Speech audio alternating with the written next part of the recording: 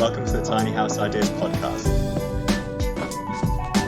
Welcome to episode 2 of the Tiny House Ideas podcast. Thank you for tuning in. I hope you guys enjoyed last week's episode and gained a bit of an insight into what you can expect from the podcast and the sort of topics we'll be discussing. So as promised, we've got our first guest today. I'm joined by Josef from N.E.O Builders in LA, and his company focuses on building ADUs or Accessory Dwelling Units. So today we're going to be talking about the benefits of converting your garage space or any garden buildings that you have, and how it can sort of supplement your income, how you can get some passive income from it, and also about the whole process in terms of zoning, in terms of permits, things like that. And we're also going to be discussing the US housing market and obviously how the events of 2020 so far have affected it. So obviously with COVID-19, how that has affected the rental and the sale values of properties, not just in LA, but all over the world. So stay tuned to hear the figures and to learn more about ADUs. Welcome to the Tiny House Ideas podcast, the show where we talk about how to live a more fulfilling life with less. My name's Harry Alvarez Garman, and I've got tons of exciting guests lined up for you, including authors, entrepreneurs, and tiny house owners. If you love minimalism, sustainable living, personal development, and everything in between, then you're in the right place. On this show, we'll be talking about how you can do more of what you love, how to turn your passion into a career, and how to live more sustainably. Hi guys, my name is Josef Peretz. I am an ADU builder, a tiny home builder in Los Angeles and in Southern California. We build tiny homes in the backyard of main homes. Yeah, there's a new law that came out in January 20, and it pretty much states that all single-family homeowners can add extra units in their backyard. So a lot of them are tiny spaces because what we currently have is we have a lot of garages. So we're pretty much turning the back garage and the carports into tiny home living. Cool. So it's sort of on the same line as a tiny house, but it's an accessory dwelling unit that you can sort of put on your property already. And obviously that's a great way people can make income. They can send it as a rental property, have family and friends, everything. So there's so many sort of different functions for it, I guess. Yeah. So when you have a backyard, a granny flat or an ADU in your backyard, there's so many ways of using it. Most people right now are either renting them out, whether that's long-term rentals or Airbnb, or they're giving them to, their older parents to live with them, or their younger children that are just in college.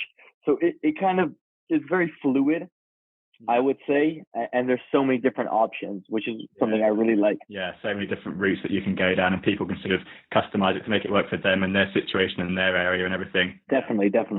As well as ADUs, you also do JADUs, which is a junior accessory dwelling unit. Am I right? Yeah. So ADUs started, like I said, in 2013. They got a big jump in 2017, and now it's very easy to make them in 2020. One of the new laws in 2020 was you can actually have 2 units. So one is an ADU, accessory dwelling unit, and one is a junior ADU. The junior ADU and the ADU are different. ADUs have to have a completely separate almost everything, completely separate utilities, completely separate sewer lines. They must have their own bathroom, 1-hour fire rated wall. So if they're attached to the house, I mean, they have to be completely separate. They get a new address, separate unit completely. The JADU is something different. They're saying, California is now saying that you can take a piece of your existing house and make it its own separate unit. Now, it can have a couple of different things. It can have a shared space. It can have a shared space with the main house. It can share a space with the bathroom. The ADU, you have to have your own bathroom. The JADU, you can have a shared bathroom with the main house. In the JADU, you can have a kitchen, but you can't have any gas in the kitchen. Everything has to be electric. And it also has to be under 500 square feet, which I believe is 45 square meters. I'm thinking that ADUs allows younger people with good credit to buy homes. You own or occupant, you live in the ADU for a year, maybe 18 months. Yeah. And then you rent out the main house. It will pay off your mortgage and you'll live rent free, which is something really, really special for younger investors that are okay with living in a small unit for the time being. So talk me through, you obviously build these ADUs, you take care of the whole process from the design to the final product. Sort of run me through how that would work. Say if I was a client coming to you saying I wanted my garage to be converted into a place for someone to live, what would sort of be the process? Sure. So obviously there's some rules and regulations that we have to discuss, but if we're just going to talk about a garage, it's pretty simplified. The garage already has a shell. So if a client calls me, I ask them the size, I ask them the location, stuff of that sort. I'm pretty much the designer and the permit runner. I always wanted to be an architect. I tell everyone I come from a family of builders. I never wanted to be a builder. I always wanted to be an architect. So I do the design, I do the permit running, and from there, the floor plan, Title 24, which everything is to be discussed. These are California laws. My brother, it will take us about 6 weeks to permit it. Once you get the permits from the city, then we start building. Building process is usually about 8 weeks, anywhere between 6 and 8 weeks. So we try to move them very, very quickly. But just to start, new foundation. Usually these garages have very bad foundations. We'll restructure the framing. Again, we're building a 2020 home, so all of the framing needs to be brand new. The plumbing, the electricity, new outlets everywhere, new recessed lights. We'll close it off with drywall. We'll have inspections on every single period. Once we have drywall up, we'll, like a normal build, we'll start mudding, we'll start taping, we'll start painting. We'll work on the kitchen and the bathroom. Usually our kitchens are anywhere between 10 and 14 linear feet. Everything is very small. So a very small fridge, 24-inch fridge, maybe a 26 fridge. Oven is usually a 24 oven. The sink is 24 inches. We have a microwave usually, so we do micro hoods. One of the California laws is all of the smells and all of the heat and all of the exhaust from the kitchen has to be exhausted out. So we do a microwave and a hood together. It gives plenty of room for counter space. We try to design the kitchen very luxurious, but very tiny home because we don't have too much space, either a 1-bedroom or a studio. The bathroom is usually 45 square feet, which is one of the most luxurious parts about our ADUs. A lot of people ask us, how come we don't do tiny bathrooms? And I really believe that the heart of a house is in the kitchen and in the bathroom. Yeah. So we do really nice kitchens. That's always my first step. My second step is a really nice bathroom. And then depending on if you want to do a 1-bedroom or a studio, usually my bedrooms are about 90 square feet or 100 square feet. And that's very tiny. So it doesn't have too much space for storage. Obviously you have a nice closet, but your bed is usually a full bed or a queen bed if you really want to push it. And then the living room and kitchen is kind of an open space concept, but kitchen is very important to me. Bathroom is very important. So we have those two luxuries. And then we kind of discuss the living room and the room either as a studio or a one or, small and small. It just depends on the style of the client. I've got some more questions here that I'll just read through and I can ask you. So first of all, what was your sort of background coming into this? It's a fairly new business that you've got here, the ADUs. And so how did it all start? Yeah, so I'll just start. Since I was young, my dad, my uncle, my brother, they're all California general contractors, which means they can build homes. Obviously, in 2008, they were building multi-million-dollar homes and selling, huge 5,000 square foot houses and even bigger. Like our family did a 9,000 square foot house. Wow. So I come from these very, very big, audacious homes back when the McMillionaires used to be out there and it was cheap to buy a home. I kind of lowered that standard. I lived in Copenhagen. I studied in Copenhagen Business School. And where I lived, Copenhagen is very small, very sustainable. There's very little cars. Everyone only rides bikes. You only get the space. It's very urban, so the space is very expensive. So you only kind of get, the rent is astronomical for people that don't live there, that are not citizens. So I lived in a 15-meter room with a kitchen that was used by 10 others.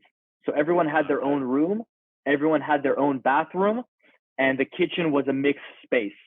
So it's I think by far one of the nicest places and the most maybe homey or community-based places I've ever lived, because the kitchen was huge, but my room was very small. So I lived kind of very little things.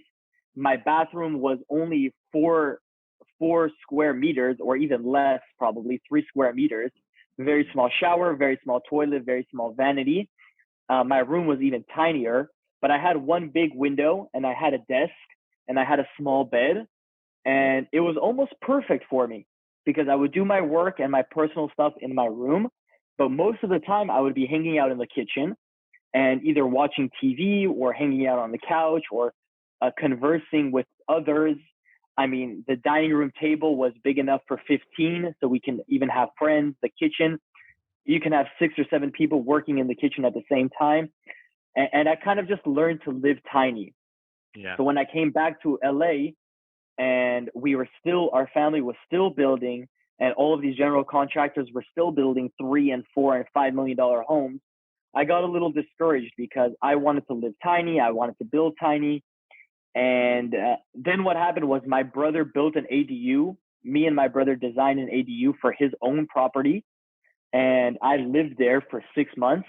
And I thought it was the best idea. This was back in 2018 when the laws were very hard. But because we were builders, we were like, okay, this is a good idea. Let's try it on our own property before we try it on other people's properties.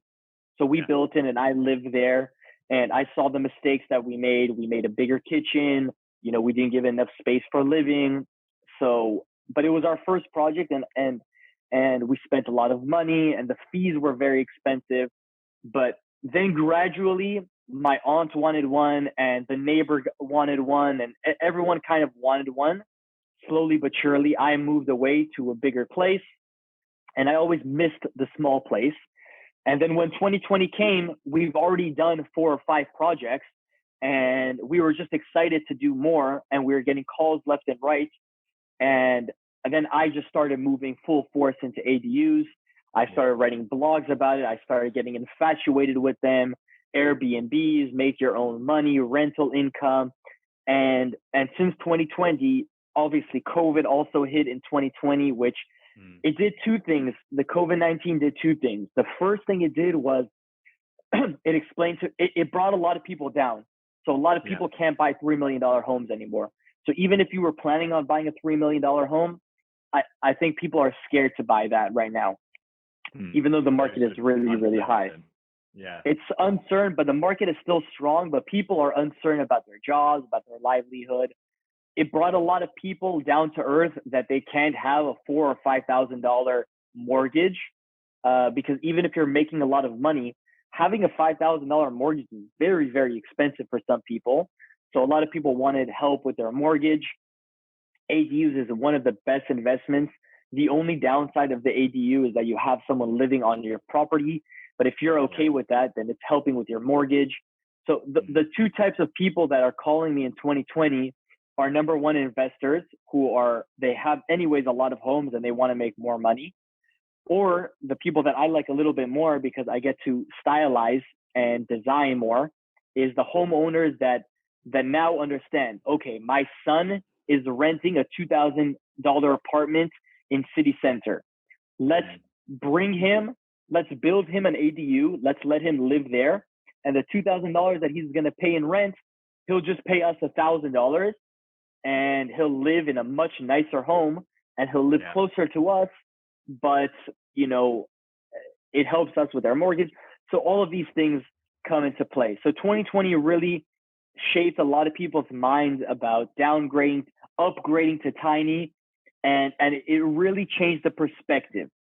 So we just came in. I like tiny homes anyways. We just came in at the right time, I believe. Yeah, no, it sounds like it. And talking about it from an investment standpoint, what is the ROI, the return on investment of if you were to look to build an ADU on your property? How many years would it take to pay off or things like that? It's phenomenal. It's really, really, really, I think it might be the best investment any person on a single family home can make. And I explain it in 2 ways. Number one, first and foremost, once you build it and you get your house reappraised, it pays for itself off. So just a small example, if you live in $1 million home and you build an ADU and it costs you $100,000, just for easy numbers, your house is now worth 1.2. And that's data, that's facts.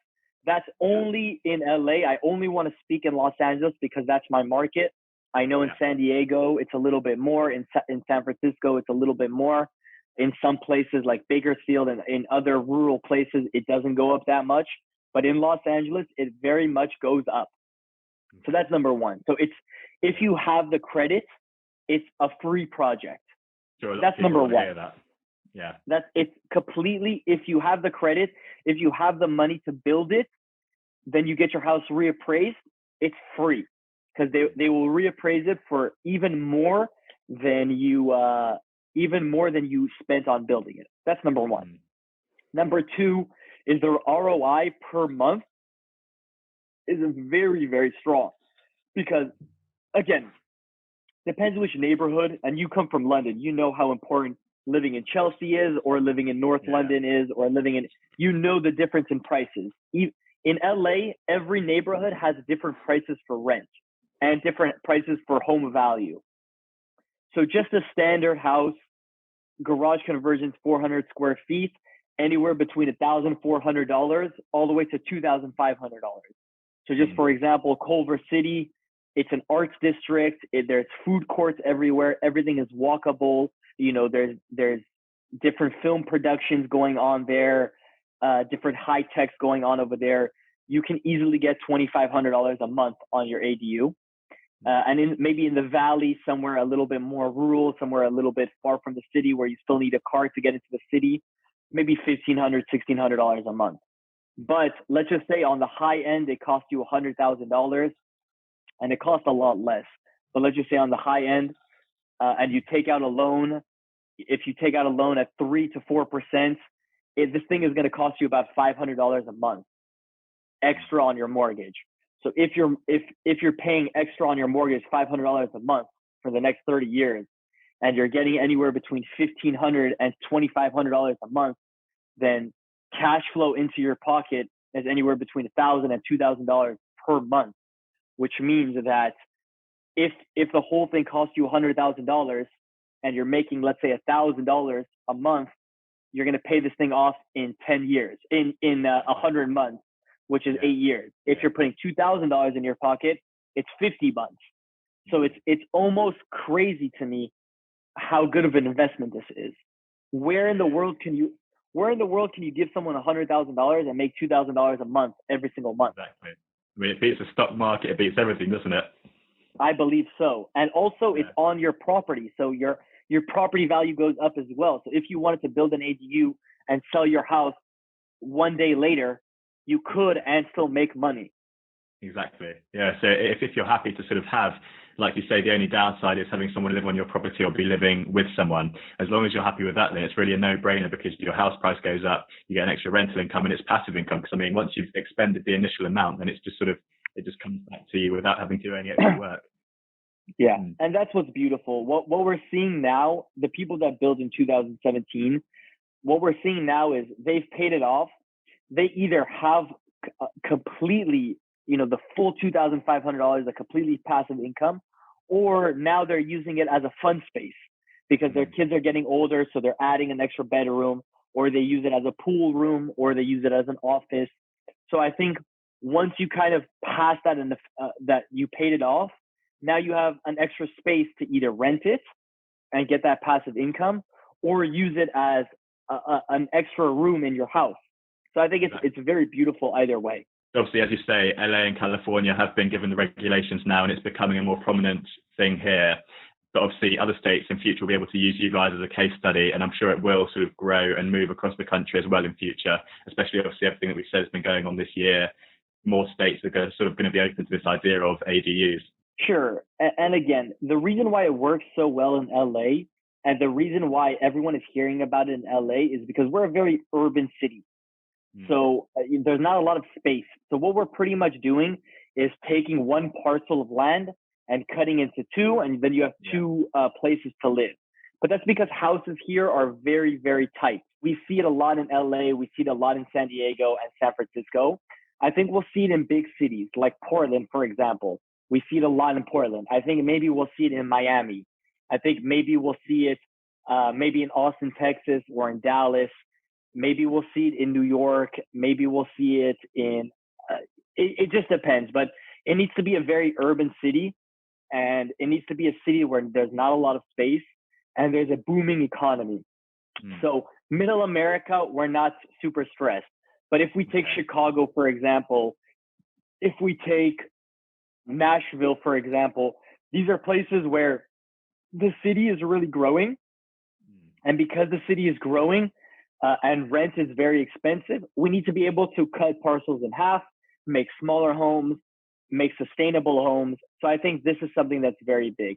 California is booming because a lot of people want to live here and a lot of people want cheaper rent and beautiful housing.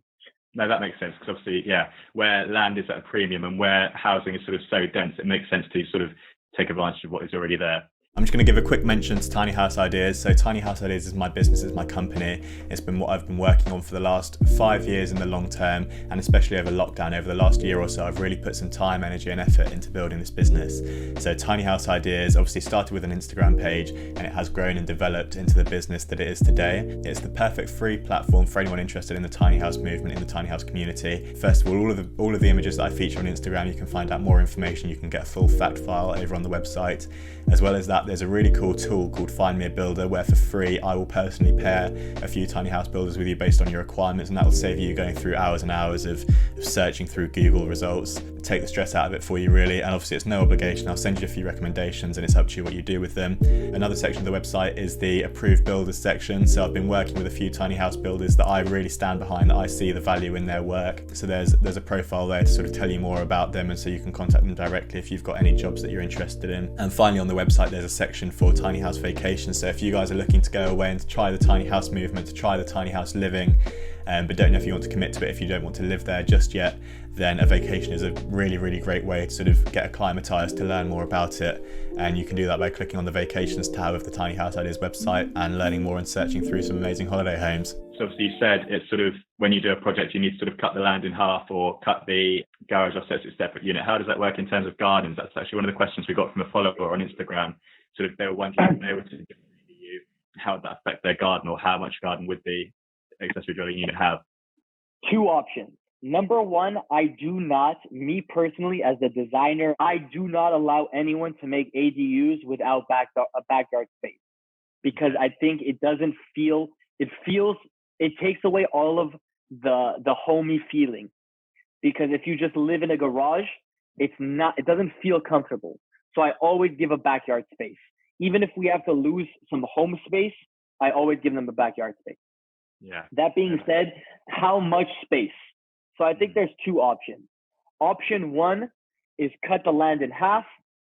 The main house gets half of the backyard space, and the ADU gets half of it. And maybe the entrance to the garage is from the alleyway. So, you pretty much cut the parcel in half. You put a vinyl fence in the middle. You put a 6-foot fence in the middle. You have a duplex, two completely separate units. That's number one. The other option is, let's say you have a pool, right? And you don't have too much backyard space and the entrances don't work out well. So I say, hey, live together, share the backyard space. Obviously the main house gets more space, but we don't have to put walls up. Everyone kind of mixes and flows.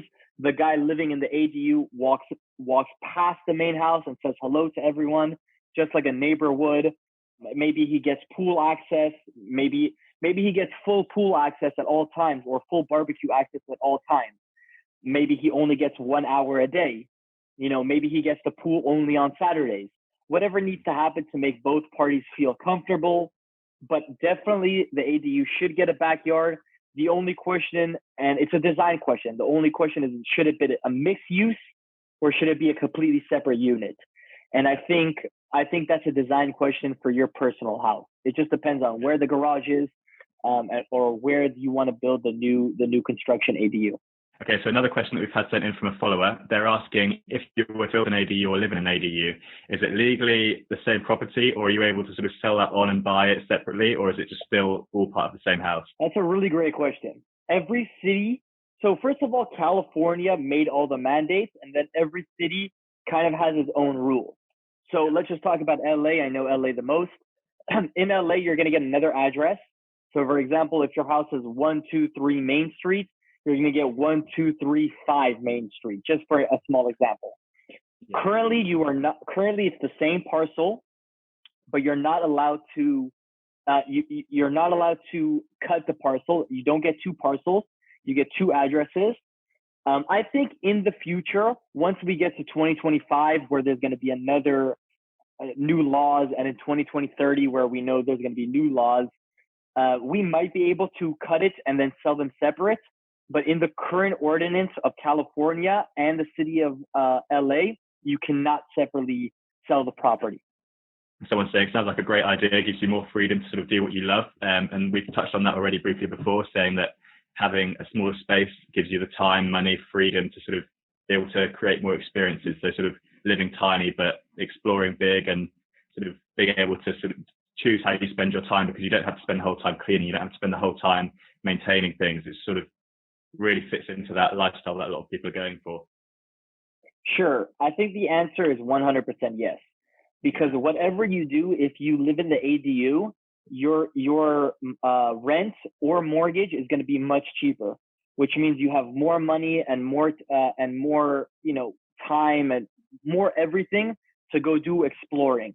So what I see a lot of people doing is, well, they build an ADU and then they rent out both units and then they go explore and they go live abroad, which is, of course, that's everyone's dream. That's my dream. Maybe that's your dream. I want to cut down as much work as I can so I can go, around the world, let's call it. But even if you're just in the urban society, once you have a tiny home, and I'm not one to speak, everyone knows this. Once you live in a small space, then your cleaning is very quick. Your cooking is very quick. You don't have too much money you're not buying tons of groceries and tons of things. You have more money, you have more space. And that just allows you to go surfing once a week or whatever you want to do. Me, for example, I live in a 350 square foot ADU. I don't have too much stuff. So all I do for cleaning is make my bed and sweep up a little bit. Everything is very 2020. So everything is clean. There's no rugs. Everything is pretty easy. So me as a single, I live by myself. It's a very easy situation. It doesn't get that dirty. So yes, I have more time. My fridge is kind of small, so I don't buy too many groceries. I cook. Let's say I cook. The biggest thing that happened to me about living tiny is I cook, let's call it more sustainable. So I don't buy 1,000 different types of veggies. I buy only the veggies that I eat.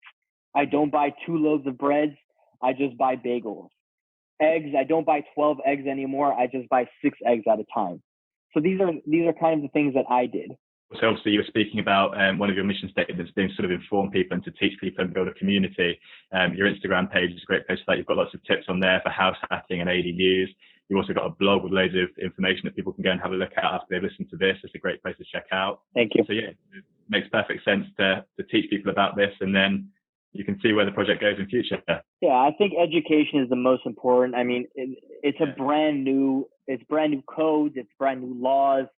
It's a great investment, and a lot of people don't even know about this investment. So I think it's very important to teach people and then let them make the informed decision.